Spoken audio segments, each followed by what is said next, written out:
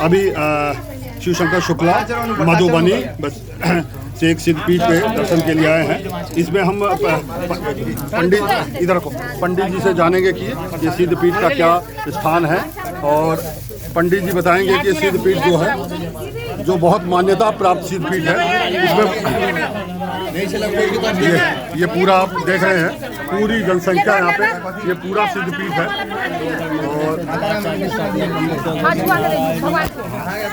और ये सिद्धपीठ बाहरी बोल दीजिए इसके बारे में। और आप देखेंगे कि ये सिद्धपीठ जो है पब्लिक लगातार इसमें आती हुई, और बहुत ही सुंदर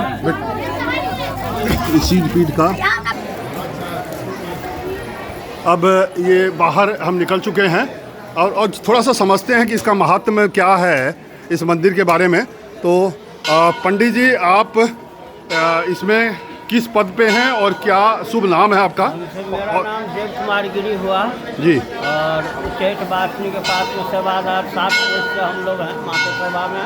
हाँ, मेरा नाम देव कुमार गिरी, मुख्य पुजारी हुए हम। हाँ, ये जो सिद्धपीठ है ये कितना वर्ष पुराना है? 500 वर्ष पुराना। 500 पुराना। तो इसमें जो है माता जी हैं, कैसे है ये? माता जी हुए, काली जी हुए, दोनों एक ही में अटैच है। अच्छा, काली जी दोनों एक में ही हैं? एक में अटैच। दोनों एक में है। और ये इसका ये कोई ट्रस्ट बना हुआ है मंदिर का, ये सरकार के? अपना कमेटी है हम लोगों का, पंडा कमेटी। पंडित लोग इसको देखते हैं और करते हैं? देख रेख कर रहे हैं।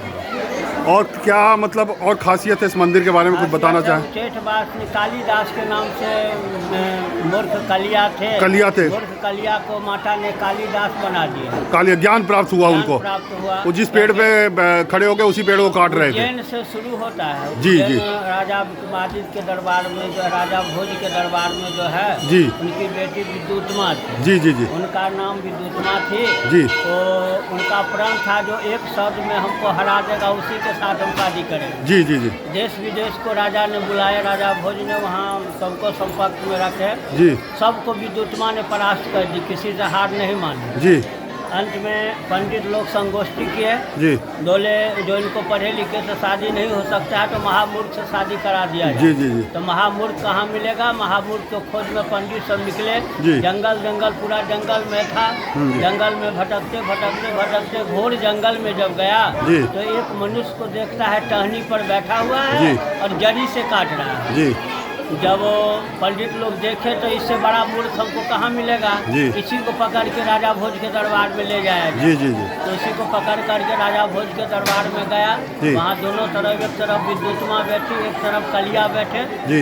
और दोनों में विद्युतमा का था जो एक शब्द में हराना है। जी। तो एक उंगली का शब्द उसने जो है बताई, जो एक उंगली का एक शब्द का मतलब क्या होता है। जी।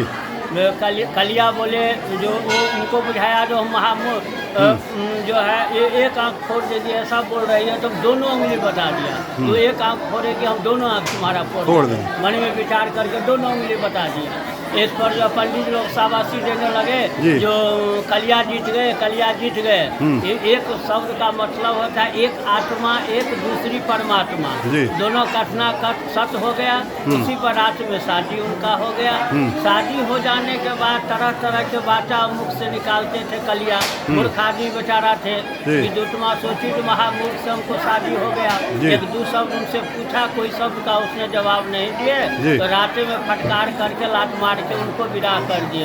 अब हमारे यहाँ जगह नहीं है, आप यहाँ से रफू चक्कर हुए निकलिए। तो वहाँ से भटकते उज्जैन से भटकते उच्चैठ स्थान में आए। हम लोग पूर्वज लोग थे, उनको आकर के भैया को प्रणाम किए और बोले बाबा यहाँ हमको स्थान में रख लीजिए, हम झाड़ू बहारू करेंगे, 2 वक्त की रोटी हमको मिल जाएगा, वही हमारे लिए बड़का होगा। जी।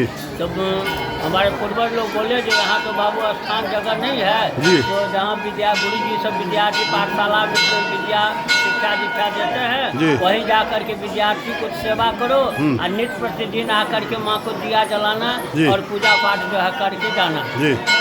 यही हुआ जो जा करके वहाँ जो है विद्यार्थी के साथ अपना संपर्क में अपना रहे। और बहुत समय बीतने के बाद एक समय ऐसा हुआ 2 दिन 2 रात तक बारिश होते ही रह गए। इसका नतीजा ये हुआ पूरा समुद्र बन गया चारों तरफ। गुरु जी बोले विद्यार्थियों को दिया बत्ती जलाने के लिए कौन जाएगा? 2 दिन हो गया, कोई तो जाओ, कोई तो मर्द कहाओ, कोई बाबा कौन जो है जाएगा? गुरु जी इसमें बाढ़ में नदी में तैरने के डूब करके लोग मर जाएगा तो जान सबको प्यारी होती है। जब पानी खत्म हो जाएगा तो इकट्ठे चलेंगे माँ के दरबार में, दिया जला करके आएंगे हम लोग। तो यही हुआ। तो कलिया बोले, मूर्ख कलिया थे, कलिया बोले लाइए गुरुजी हम जाते हैं दिया बत्ती जलाने के लिए माँ के दरबार। गुरुजी बोले जब कोई विद्यार्थी तैयार है तो किस लिए जान कमाने के लिए जा, तुम भी मत जाओ, तो पानी खत्म हो जाएगा तो ज्यादा दिन का काम बाकी रहेगा, इकट्ठे चलेंगे माँ के दरबार में दिया जलाकर हम लोग चले आएंगे। कलिया जिद ठान लिया कि न हम आज जेबे करेंगे, डूब जाएंगे मर जाएंगे। तो माँ के शरण में जा रहे थे, डूब करके मर गया, इससे बड़ा मोक्ष हमको कहाँ मिलेगा, इसीलिए हम जाएंगे माँ के दरबार में। तो बोले तू जा रहे हो वहाँ, जाने के बाद तुम काली का निशान वहाँ तुम लगा देना।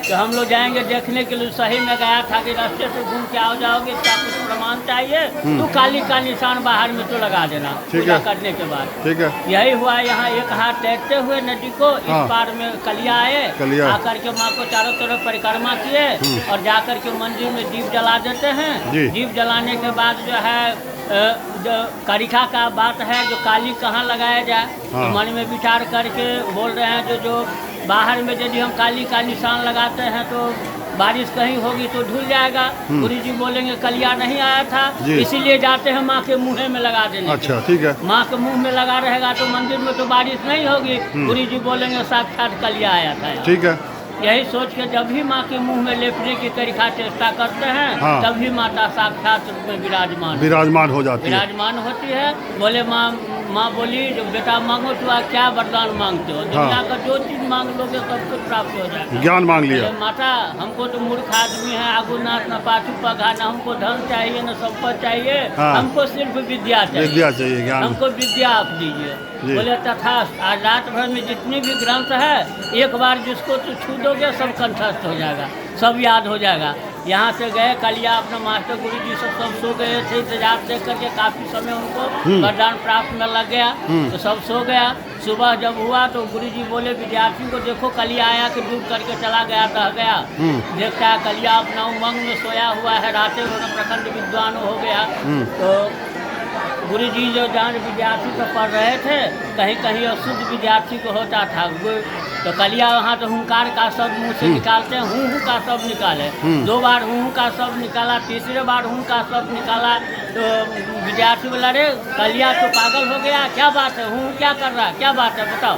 बोले फलाना अध्याय पढ़ रहे, फलाना अध्याय में अब गलती पढ़ रहे। मास्टर विद्यार्थी तो आश्चर्यचकित हो गए, कल का मूर्ख आदमी ये कैसे ज्ञान हो गया इसको, जो फलाना अध्याय पढ़ रहा है वहाँ विद्यार्थी गलती पढ़ रहा है। यहाँ से कालिदास के नाम से विख्यात हो गए वो, अब पुनः चले गए उज्जैन चले गए। उज्जैन जाकर विद्युत माँ को विद्या में परास्त की है, आधा जीवन उनका वहाँ जो है। तो उस मंदिर का पूरा नाम हो जाता है उच्चैठ दुर्गा स्थान। उच्चैठ दुर्गा। चलिए आज के ब्लॉग में धन्यवाद शिवशंकर शुक्ला अयोध्या से। आज के ब्लॉग में, नेक्स्ट ब्लॉग में जल्दी आप लोगों से मिलते हैं और तब तक के लिए आपको माता जी की तरफ से सभी देखने वालों दर्शकों को बहुत बहुत आशीर्वाद और आप लोग स्वस्थ रहिए, व्यस्त रहिए और मस्त रहिए। Thank you.